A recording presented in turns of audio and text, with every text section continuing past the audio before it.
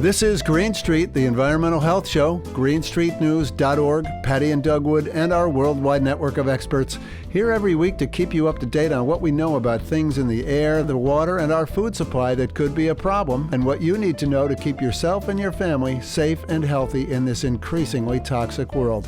Welcome back.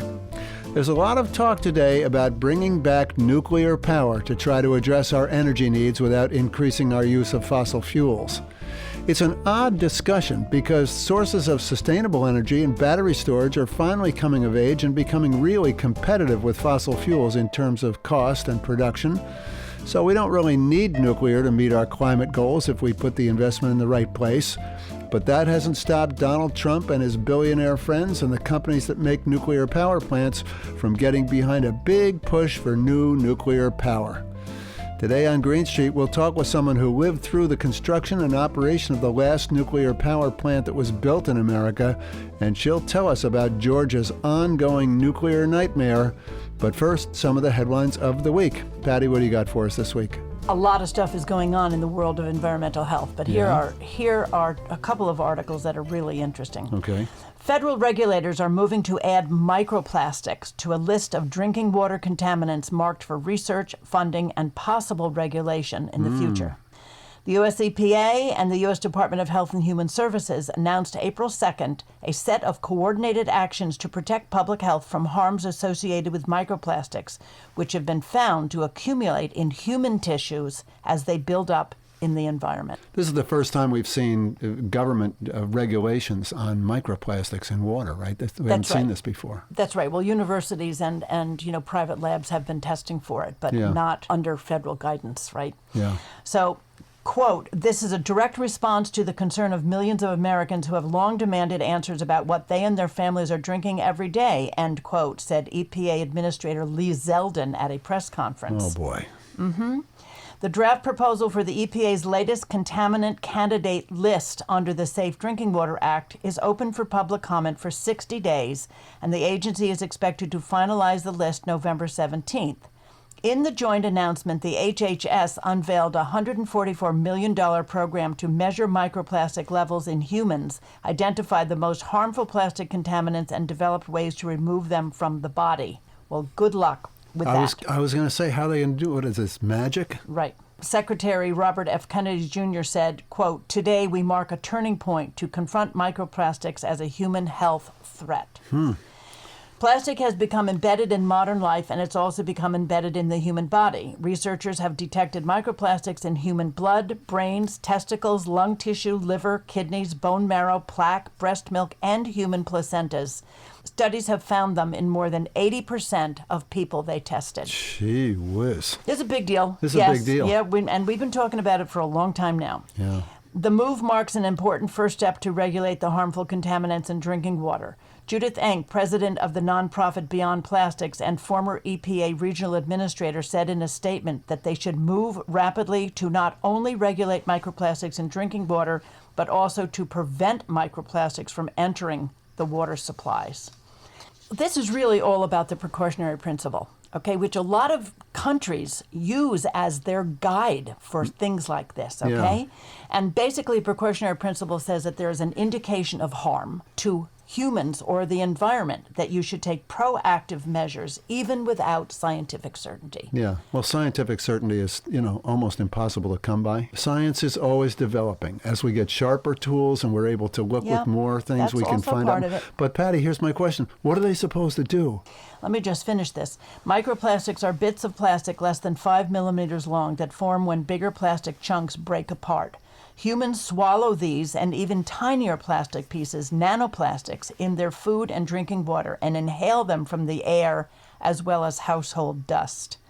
Research suggests that up to 83% of tap water worldwide is contaminated with microplastics, and that levels in bottled water can be much higher. And that's just because of the container that it's in, the plastic bottle. Yep. This is a big deal. It's about time we put some real emphasis into finding a solution for this, because it's going to be killing people. We have to stop making plastic. All right, I have an article from the New York Times by our friend Hiroko Tabuchi. Since 2022, residents of St. James Parish along the heavily industrialized banks of the Mississippi River known as Cancer Alley have been using low-cost air monitors to measure air pollution. But a new law in Louisiana makes it illegal to use that data to push for stricter pollution controls or enforcement. The law requires people instead to buy expensive air pollution monitors that meet strict EPA standards if they're going to use the data to allege violations of clean air laws. People who don't comply, you ready for this, face potential penalties of up to $32,000 per day for using non-approved data to report pollution. What? You heard it. In St. James Parish, groups have been using a brand of air monitors called Purple Air. We've talked about these before. Because we've been using them all over New York State to monitor the air around fracking operations. Yeah, well, they cost less than $300. Under the Louisiana law, the group is no longer allowed to publicly discuss or file complaints using information from Purple Air monitors. The group says they would instead have to use government-approved particulate monitors that cost $60,000 each, which is far beyond their financial reach. So there you go. They can't use the data from their Purple Air monitors. So upsetting. It's just so upsetting. $32,000 a day fine for discussing the data in public. I mean, even using really. these Purple Air monitors because they're really good. Yeah. And they don't cost that much so that they can get them in the hands of people who need to monitor the air quality in their communities. Patty, they don't want the data made public. They have kids too. It's hard to imagine what kind of people propose and pass a law like that. All right, anyway, we'll be right back.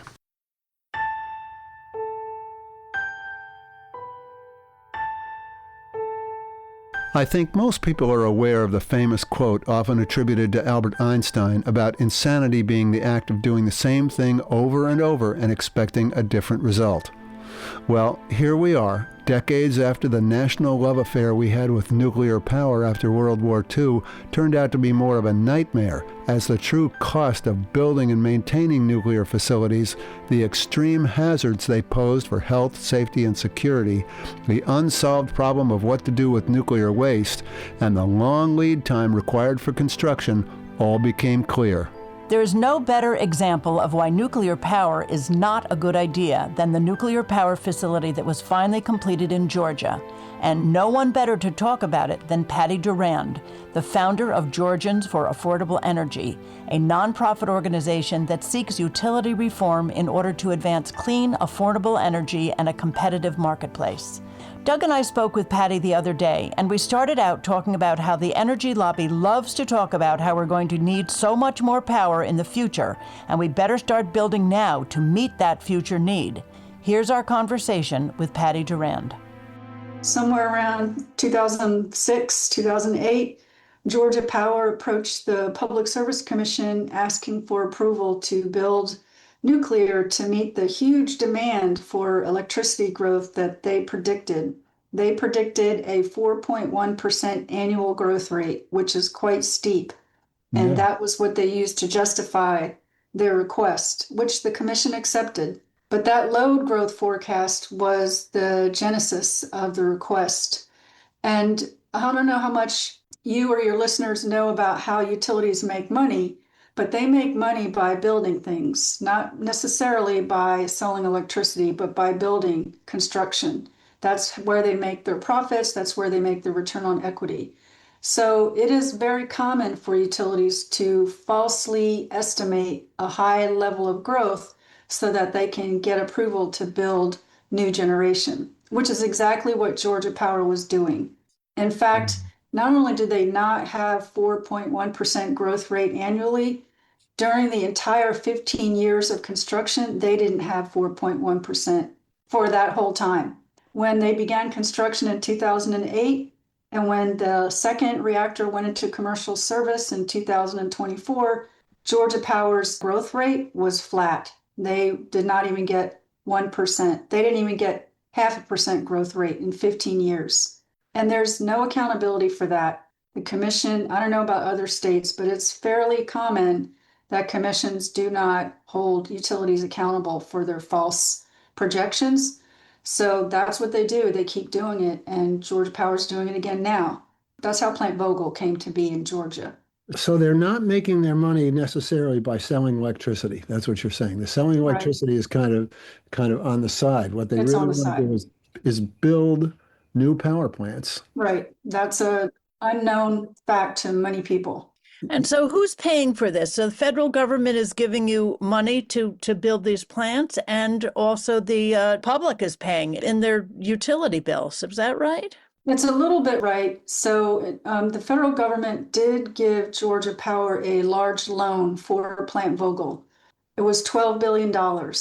There were two tranches, a smaller number, and then when the cost overruns were so extreme that in 2017, Westinghouse went bankrupt, then there was another couple of billion. So total was 12. It was split between four partners in Georgia. Georgia Power only owns about 45.7% of the project. Purposefully confusing, not 50, 45.7. So that's their share of the $12 billion loan, I think came in about 5.1 billion. And that is some taxpayer subsidy, but to be honest, not that much because Georgia Power customers, also referred to as ratepayers, have to pay that back. So it is a loan, not a grant. And so Georgia Power ratepayers, not taxpayers, either at the federal or state level, just Georgia Power ratepayers are paying all that back. And they pay it back. The construction was $36 billion, which puts Plant Vogtle as the most expensive power plant ever built on Earth by a wide margin. It is Wow. crazy. Then Georgia Power's share of that ended up being something like $11 billion. And that is just for about 1 gigawatt, about 1,000 megawatts. $11 billion for 1,000 megawatts is a abusively insane amount of money. Yeah, no kidding. How long is it going to take for Georgia ratepayers to pay back the money? Well, in Georgia Power's case, 60 years, because Oh, when yeah, you add yeah. $11 billion to the rate base, they chose the depreciation schedule for the reactors, which was 60 years. That is unusually long, I Yeah. will say. There is no reactor that has lasted 60 years, at least not in the United States. I can't speak for worldwide. But they had to choose that long of a time because anything shorter would have been an even bigger rate increase than the one we had, which was 25%, the largest rate increase in state history. And frankly, I think it's the largest rate increase in US history. I can't find Yeah. any information about a utility that had a 25% rate increase for, especially not for one project. All right, Patty. So how did you come to be the focal point for some of the pushback against this power plant? Yeah, so I ran a nonprofit for about 10 years called the Smart Energy Consumer Collaborative. That was from 2010 to 2020. That is a national nonprofit, it still exists. And our mission was to research what residential and small business consumers knew and wanted out of a digital grid, because by all accounts, the electric grid is changing tremendously because of the internet and Yeah, high-speed data and all that. Yeah. And utilities haven't ever had to engage consumers. Pretty much you paid your bill or your lights got cut off, and that was it. right. Sure. Now you can have access to your data in an online portal. You can have an electric vehicle. You can have a smart thermostat. You can have smart appliances, on, demand response programs, all kinds of things. So our mission was to figure out what is it that people wanted? What are their values around energy? We identified about 8 rate plans that consumers might be interested in based on their values to save money or cool technologies or to reduce carbon emissions, whatever it is. There was one of the 8 that showed consumers would not support that rate plan. It eroded trust in the utility, and that was a demand charge rate plan. And you don't really need to know what it is. Demand charges are common for commercial and industrial customers, but very rare for residential because it doesn't make sense for residential customers. Irrespective of the details, that was the one rate plan that Georgia Power wanted that year. Just was wildly coincidental. A few months went by, I didn't pay attention, like I said, and in January I learned, oh, they passed that rate plan. And I couldn't believe it because it was clearly abusive. And I knew that Georgia Power was gonzo for profits, but I didn't know they would target poor people. to do it. And I didn't know the commission would allow it if they did. So I call that my naive phase. When I learned that they passed that rate plan, I was shocked. And I went to see one of the commissioners that I knew fairly well. And I thought he was very disrespectful and cavalier in the impact of the plan. So I walked out of his office thinking, wow, this is not at all how I thought this commission was working. If they're doing this with rate plans, that's what I know. What are they doing that I don't know? So then I went in a big search, and that's when I found Plant Vogtle. And I was like, holy cow, this is really dirty stuff. I've got to get involved. I can no longer look away. And so They were in the middle of construction at that point, right? at that time, well, it was 2020. So yeah, Okay. well, it was supposed to be done, in 2016. Yeah. But I think they said it would be 7 years. It was 15. And so yeah, there was four more years to go. Yeah. But nobody knew when. They kept having in-service date targets that they just missed like 6 times in a row. And after a while, you just stopped believing anything they said. And so when they did go into commercial service, it was a bit of a shock. Patty, how do people get appointed to that commission? Georgia's one of only 10 states that does not appoint. Georgia elects commissioners. Okay. So what I did when I learned about the abusiveness, I decided to run myself and unseat that commissioner who I'd met with. And that's what I did in 2021. I left my position to prepare. And then in 22, I launched my campaign. But separate from me, there was litigation against how the state of Georgia elects public service commissioners by 4 Black plaintiffs who alleged that the state's statewide election for district-wide seats was racist and disenfranchises Black voters. And I attended a lot of the hearings that were in April and May, and they put on an amazing job. They hired experts, voting rights experts, statisticians, and they showed in federal court that the Voting Rights Act was being violated, and the judge ruled in their favor.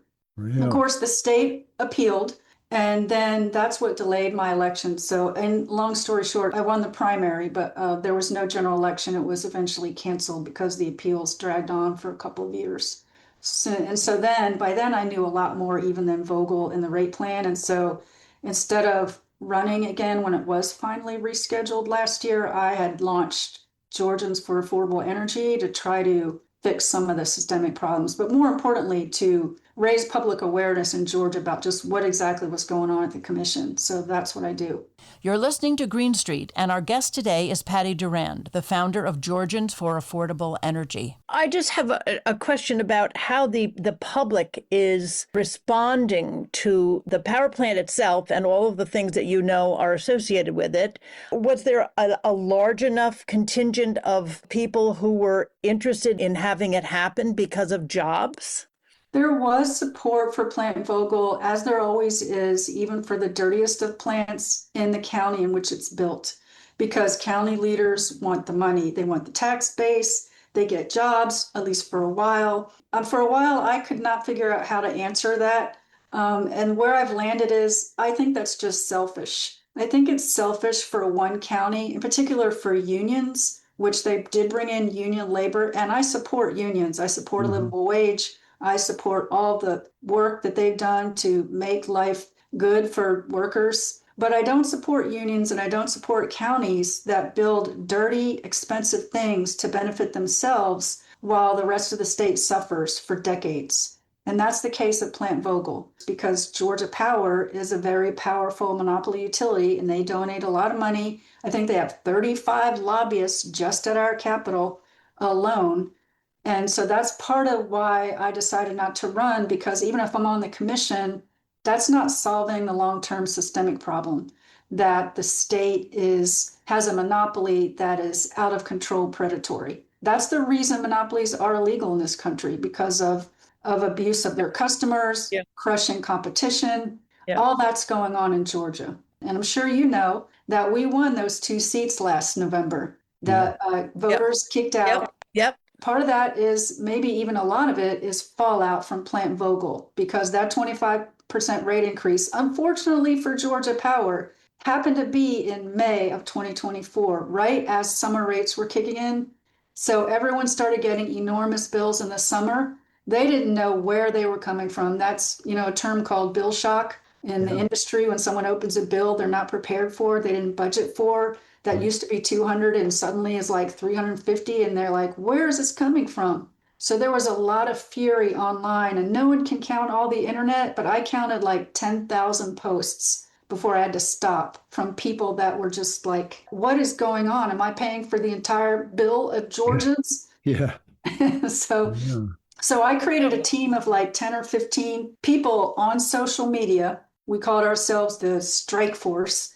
And our goal was to educate people who were thinking that Georgia Power's meter was broken, or that their vents needed to be closed and their curtains should be closed because they were doing something wrong. And so the 10 of us kind of fanned out on LinkedIn and Nextdoor and Reddit and X and Blue Sky, all of them, to tell people there's nothing wrong with your meter. You can shut your curtains, but it is Plant Vogtle that's doing this to your bill.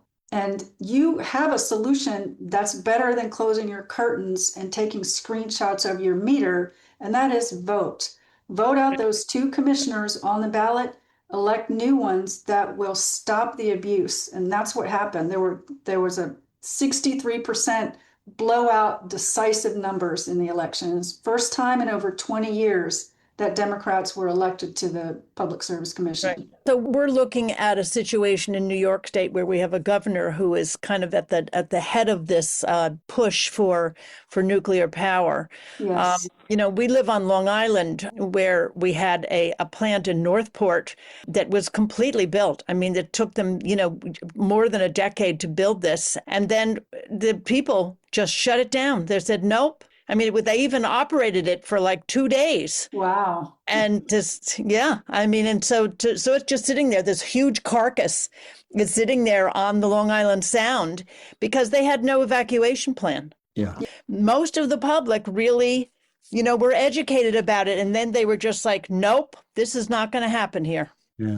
That's great. Shoreham nuclear plant. So can you just tell our audience a little bit about the construction of that plant? I mean, we talked about it on our radio show, a couple of months ago, about how much concrete was used. And, just from an environmental perspective, could you just talk about what it actually takes and what is the environmental degradation that goes on in the building of a plant? Yeah, it is really bizarre to me that people that think nuclear is the solution to climate change don't understand the huge carbon emission footprint that building nuclear has. And my understanding from Governor Hochul is that she is proposing 5 AP1000s, which are not small modular. They're the large light water cooling designs. The AP1000 is a Westinghouse large nuclear reactor design. It is the designs that we built in Plant Vogtle, so I'm very familiar with them. And yes, the reason we know that those reactors used enough concrete to build a sidewalk, my understanding is from Miami to Seattle, is because Georgia Power bragged about it in one of their press releases. Otherwise, we wouldn't have known. They said that. And concrete is one of the most polluting products on the planet. Yep. That is not a flex that they think it is. Then there's the radioactive waste that is stored on site that leaks into the waterway, because nuclear is always built on a waterway because it has to use water to cool the towers. Mm-hmm. And so our Environmental Protection Division has stopped any testing of water or air or ground earth around the plants. So we do not have any of that data. It's thrilling that you guys do, that Harvard did a study. There are studies out there showing that there's an increased cancer mortality rate for people living within 5 miles of a reactor that is significantly higher than people who don't. I would not want to live near any nuclear reactors. And that doesn't even count the evacuation problem if there's a problem. So you've got to be able to evacuate. And if you can't, it's nonsensical that they would be built. And then there's for Georgia, it was 15 years of very heavy, large truck traffic back and forth, all that emissions from those diesel heavy duty trucks. Yeah, it's an environmental nightmare. So anybody that says they must have nuclear for climate change is being disingenuous or hasn't studied it, because there is so much cheaper, faster solar and storage and wind available now, and geothermal, and all the new ways that digitization can increase efficiency of the grid, that Texas installed 30 gigawatts of solar plus 6 gigawatts of storage last year for about $35 billion. The same price we paid for 2 gigawatts and took 15 years, they did 15 times that for the same price. In 1 year. In 1 year. Wow. Yeah. So yeah, that's just not a good argument. What's the remedy, Patty, for the people in Georgia? What are you hoping? Well, yeah, and people would ask me this like when I was first active in public with everything. And I have to say, we can't stop the plant. It's too far along. And now I have to say, we can't stop the plant because it's done. But we can have accountability.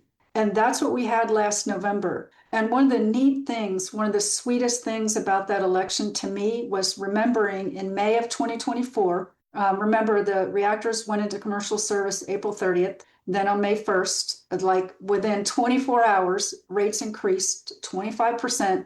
Late May, Energy Secretary Granholm and the Loans Program Office Director Jigar Shah, they came to Georgia to a ribbon cutting with state officials and utility executives at Plant Vogtle on site.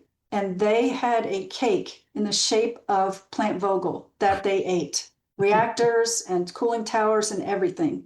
It was very offensive. During that ribbon cutting, Jennifer Granholm called for 200 more AP1000s. We need nuclear across the country, she said. And I wasn't invited, of course, but the Wall Street Journal, there were a lot of national and local media there. Wall Street Journal reporter reached out to me and another woman and asked for interviews. And so we met him at a coffee shop after the ceremony. And he sat down and we introduced ourselves. And I said, before you ask us any questions, I'd like to ask you a question. So he said, okay. And I said, please tell me what you heard from any of the speakers there today about consumers, cost overruns, or rate increases. Any mention of that? And he just shook his head no. Yeah. And I was just immediately furious. I almost wish I hadn't asked the question because I was almost too mad to concentrate on the dialogue because remember us, the ones who are paying? Jennifer Granholm asked for 200 more AP1000s, isn't paying a Georgia Power bill. Neither is Jigar Shah. Neither, in fact, were any of the 5 public service commissioners. So yeah, I'm sitting there with the Wall Street Journal reporter thinking, these fat cats, all wealthy people flying into Georgia or driving over from Atlanta, not paying a Georgia Power bill, congratulating themselves on building nuclear because Georgia did something no other state has done in 30 years.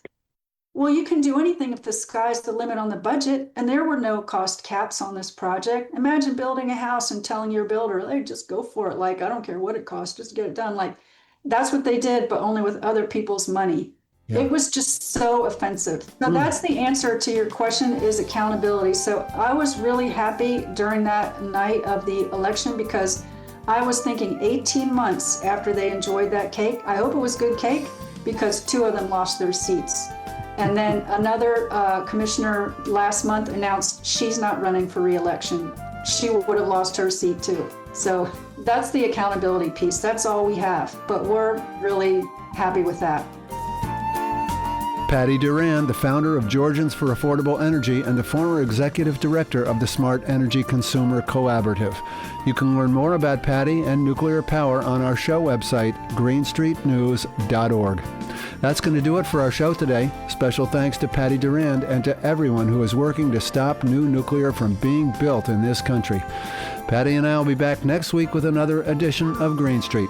Thanks for listening.